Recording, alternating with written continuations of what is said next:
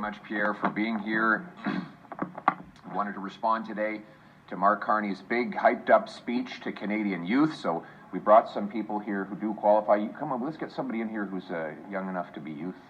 Although Pierre is the George Clooney of our caucus, so he's forever young. And we have Sandra Cabina, who's much younger than I am, and she will be sharing some of the stories of the many young people she encounters in her constituency. When we heard about this speech, we watched it with great interest because of how much misery and suffering our young people have endured over the last decade of liberal inflation, crime, and chaos. And so we were looking for Mr. Carney to reverse course on all of these policies. So what did we find out? Well, first of all, we got the normal buffet of broken promises and buzzwords. There was lots of talk about catalyzing this and catalyzing that.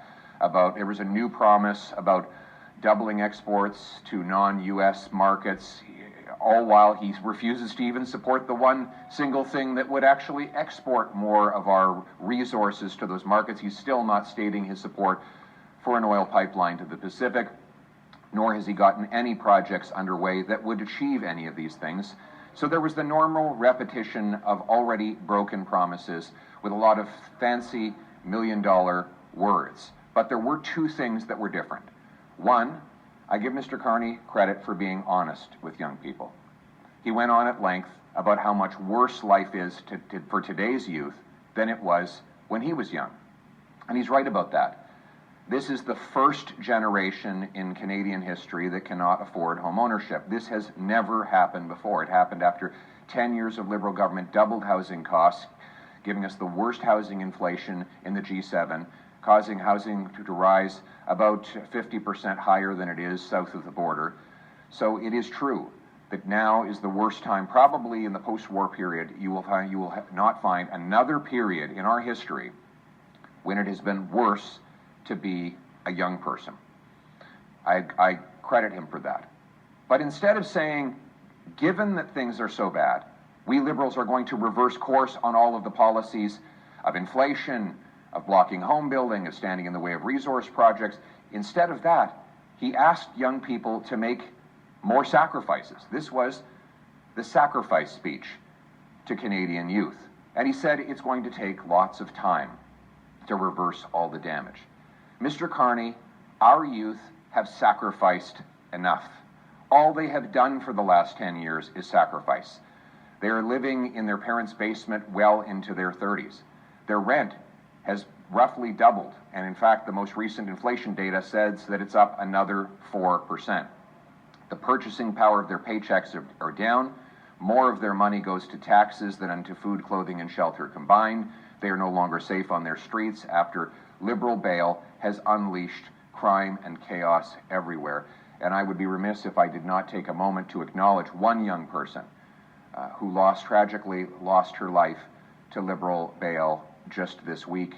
Savannah Kula, 29-year-old mother of four, murdered by an offender out on Liberal bail. Another example of the chaos this government is unleashing in our communities. But instead of acknowledging all of those sacrifices and promising to reverse them, Mr. Carney doubles down on all the policies that caused them. The inflationary deficits that were left behind by the previous Liberal government, he's doubled them. He's increased spending on bureaucracy and consultants, all of which is driving inflation up even higher than it was before he took office. In fact, food price inflation is almost double the Bank of Canada's target, which means our young people are now forced to downgrade their diets and line up at food banks. We see paychecks are now under attack. While the first 10 years of Liberal government deprived our youth of home ownership, now it's depriving them of jobs. Youth employment numbers are now the worst in a generation, as the government blocks jobs with high taxes and anti-development laws and allows multinational corporations to give those jobs away to the temporary foreign worker program, meaning countless young people are not able to even find a paycheck, let alone a place to live. My message to Canadian youth is this: you have sacrificed enough under this Liberal government. You don't have to live like this. We can turn the hurt of the last decade into the hope of the future, and we have a plan to do it. That plan will unlock free enterprise so that you get ahead through your hard work and entrepreneurship, not through political connections. By lowering income taxes, you'll keep more of your hard-earned paycheck. By getting rid of inflationary deficit spending, those dollars you earn, they will once again go further and preserve their value. We will clear the bureaucracy and taxes so that builders can build homes that you can afford, and we will get the federal government out of the way to build mines so that the private sector can build mines, pipelines, ports, and countless other major projects that will create $2,000 a year jobs for our young trades workers right across this country, and you will live in safety because we will scrap liberal bail, we will lock up serious criminals, we will restore the best immigration system in the world that is based on common sense. That is how we will restore the promise to which you are entitled, which your ancestors all enjoyed. You deserve it. Your suffering today is not your fault. It was imposed on you by your liberal government. But we can change these things, we can build the brighter future, and that is the hopeful message that I hope that you will join us in delivering and bringing to bear. Thank you. Let's go, Pierre.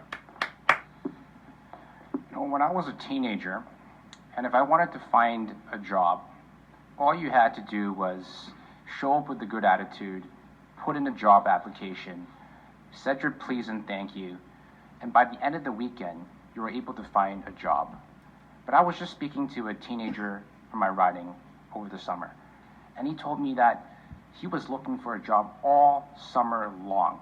His entire summer was spent looking for a job. So searching for a job was his full-time job, and he was still left empty-handed by the end of the summer.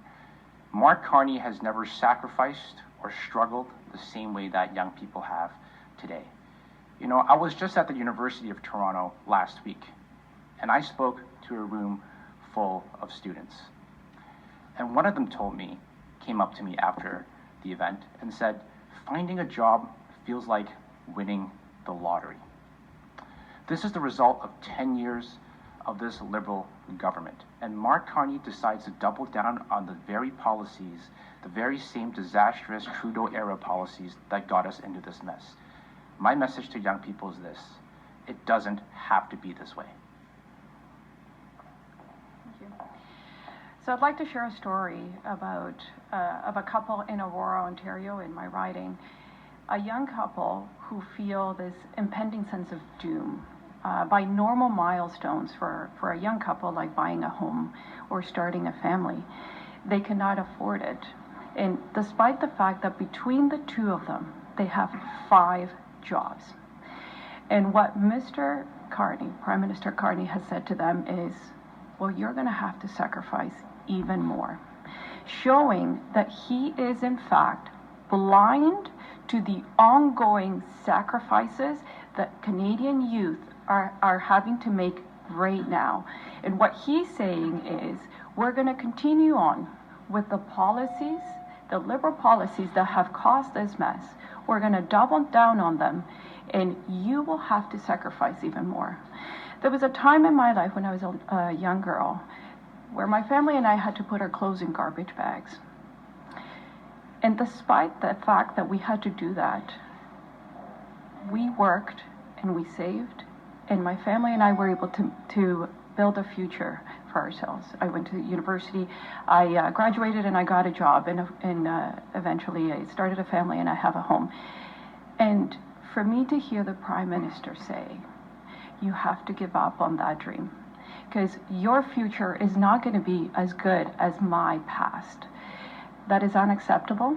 It doesn't have to be that way. Youth deserve opportunities. Canada has everything it needs to provide the opportunities, and it is because of this Liberal government's broken policies that young people do not have opportunities today. Thank you. When you said agree with the Liberals' proposed bail changes for consecutive sentences, and that violent repeat offenders might face reverse onus now for violent theft, things of that nature?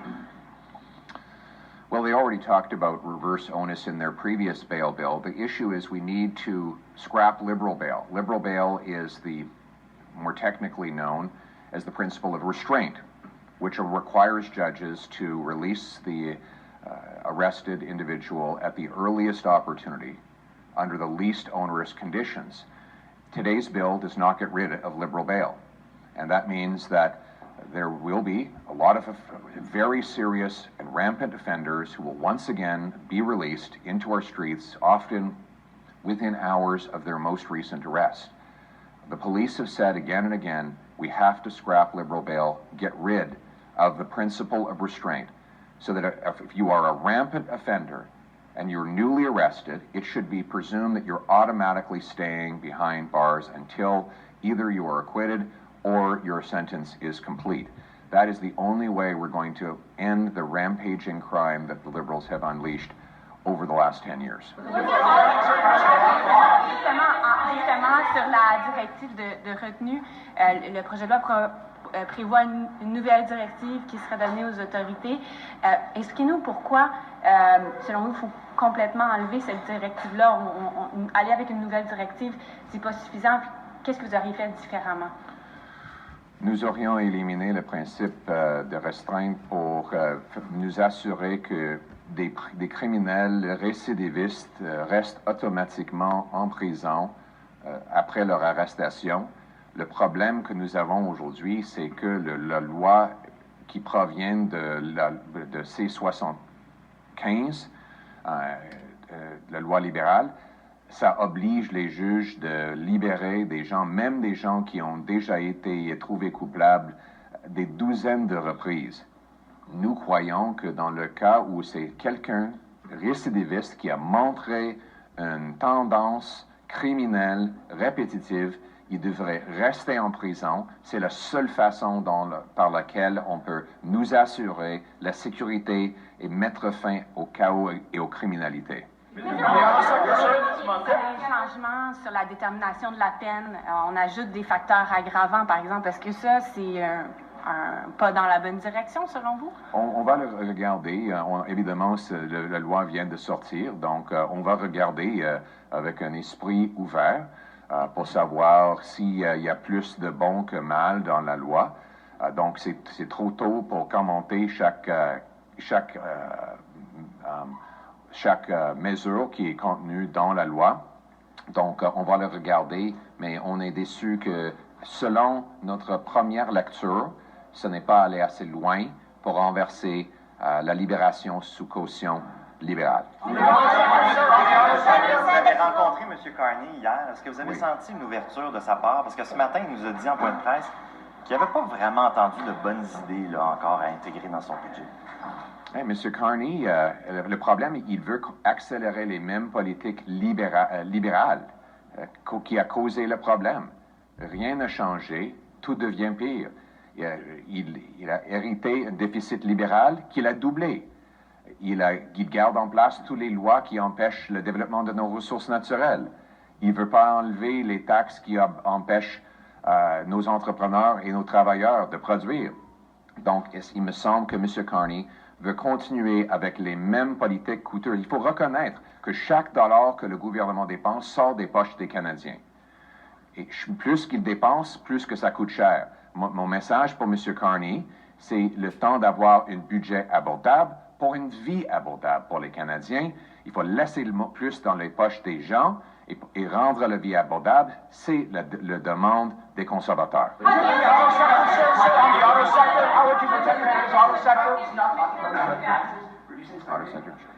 The auto sector, and then I'll take this gentleman's question. I just want to ask you, the auto sector is getting hit hard by American tariffs right now. How would you protect Canada's auto sector from Donald Trump and his tariffs? Well, first of all, this is a very big broken promise by Mark Carney. He said that he would negotiate a win, that he'd have a deal by July 21st, that he would have elbows up, and that he would protect an all-in-Canada auto sector. He has done none of those things. No win, no deal, no job protections. And in fact, since he took office, American tariffs on Canadian autos have actually increased. We needed him to actually keep his promise and defend auto workers in the negotiations with the Americans.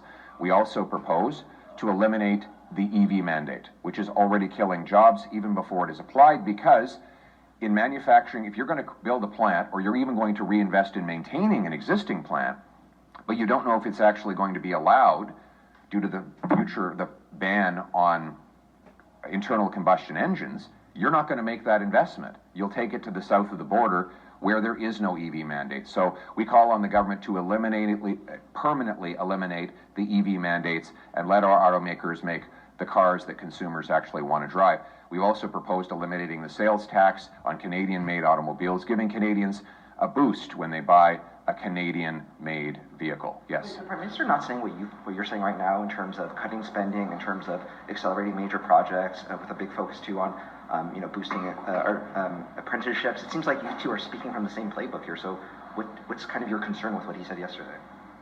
Well, my concern is the gap between what he says and what he does. It's always the bait and switch. He said he would spend less. He's spending 8% more. His deficit is 100% more than the one that the Liberal government had already put in place. He said that we would have projects approved, but other than projects that were already approved, there have been no progress on that either. He's kept all the anti-development laws that block projects in place. And while he promised that he'd have the fastest growing economy in the G7, we have the fastest shrinking economy in the G7. And this is the problem with having someone who, frankly, engages in counterfeit of conservative policies. He pretends that he believes in the things that we say, but then he never does them. And we can go down the list, on the carbon tax. Sure, he suspended the visible part of the carbon tax, but he keeps the job-killing industrial carbon tax and brings in a fuel standard tax, which costs 17 cents a liter, just like the old tax. He says the right things on spending, but then he actually spends even more money. He says that he's going to do something on bail, but largely keeps Liberal bail in place. If you want the real deal, you have to vote for Conservatives. We are the only ones that will reduce the cost of government to reduce the cost of living. The only ones that will bring in an affordable budget for an affordable Canada. The only ones who will lock up criminals and get shovels in the ground. Have you met yet with RCMP? Votre discours aujourd'hui sur les jeunes, est-ce que c'est préélectoral? Est-ce que vous êtes prêt à aller en élection avec un discours comme ça? Et juste au Québec, les jeunes sont de plus en plus souverainistes aussi, indépendance du Québec. Je ne sais pas si vous pouvez faire le lien avec ça. Oui, c'est malheureux parce que je pense que j'ai vécu un peu la même chose en Alberta avec les jeunes Albertains qui ont perdu l'espoir dans le Canada. Les jeunes Québécois regardent leur avenir ici après 10 ans des libéraux. Ils ne peuvent pas acheter des maisons, la vie coûte trop cher, la nourriture est extrêmement exorbitante. Donc, je pense que nos jeunes au Québec, mais à travers le Canada, commencent à perdre de l'espoir. Mon message pour eux, c'est ils n'ont pas besoin de vivre comme ça. Ils méritent d'avoir une belle vie où leurs ambitions sont récompensées avec une maison, la capacité de fonder une famille, de vivre en sécurité dans leur rue. Et je pense qu'avec un tel message de l'espoir, nos jeunes vont encore être fiers d'être Canadiens à travers le Canada. Mr. Poilievre, could I just ask you if you've met yet with RCMP Commissioner Mike Duhem? He's downstairs right now. Have you set up a meeting with him? He has not reached out. Go ahead. When you said that people involved in Trudeau-era scandals should be jailed, who specifically were you talking about? Well, I talked about the Green Slush Fund, for example, where you have these people who gave a fortune, taxpayers' money, to their own company, which I think is absolutely unacceptable. The idea that you can take taxpayer money, go on a taxpayer-funded board, and then give that money to your own company, to me, is utterly criminal. So, Monsieur Poilievre, est-ce que c'est possible d'entendre Monsieur Poilievre? Monsieur Poilievre, est-ce que c'est possible d'entendre Monsieur Poilievre? J'aurais une question pour lui. Il est juste derrière vous. Ah ben oui, mais ça m'intéresse parce que vous avez publié sur les réseaux sociaux des photos avec Mme Bien, avec Joël Godin. Est-ce que vous avez senti le besoin de les rencontrer pour vous rassurer sur l'unité du caucus? C'est plus pour confirmer que mes collègues étaient fiers de faire partie du caucus conservateur, parce qu'il y avait une rumeur de quelqu'un ici, là, qui avait parti une rumeur à travers le pays, que mes collègues voulaient s'en aller avec les libéraux, ou indépendants, ou je ne sais quoi. Donc, j'ai rencontré mes collègues, ils ont dit c'est quoi cette nouvelle-là, d'où ça vient, qui a inventé ça encore. Donc, c'était juste pour confirmer à tout le monde, de la Galerie de la Presse, regardez, ils sont très heureux d'être membres du Parti conservateur et du caucus conservateur. C'est tout simplement. Last night, when the Prime Minister said that he wants to double non-U.S. exports over the next 10 years to the tune, I think he's at $300 billion. Is that realistic in your view? If you get some pipelines built, our single biggest net export by far is oil and gas. And the only way you get oil and gas to non-U.S. markets is by getting pipelines to Tidewater. So we're now 7 months into Mark Carney's term. He still won't even tell us if he supports a pipeline to Tidewater. You know, he was asked point blank the other day whether he would allow a pipe to go from Hardisty to Prince Rupert or Kitimat, whether he would allow shipping of the said oil from the coast to Asia, and he refused to answer. So this is 7 months in. And it's not just that there's no construction or no permit, it's that there's not even a commitment that one day he would support such a thing. So I don't know, other than pixie dust, what he expects to export overseas if he's going to block the major infrastructure projects that are necessary to get our most valuable resources to the biggest and most lucrative non-American markets. He needs to do one simple thing. If we're going to diversify our trade overseas, get out of the way. Get out of the way, let builders build, workers work, and resources travel. Thank you very much, everyone.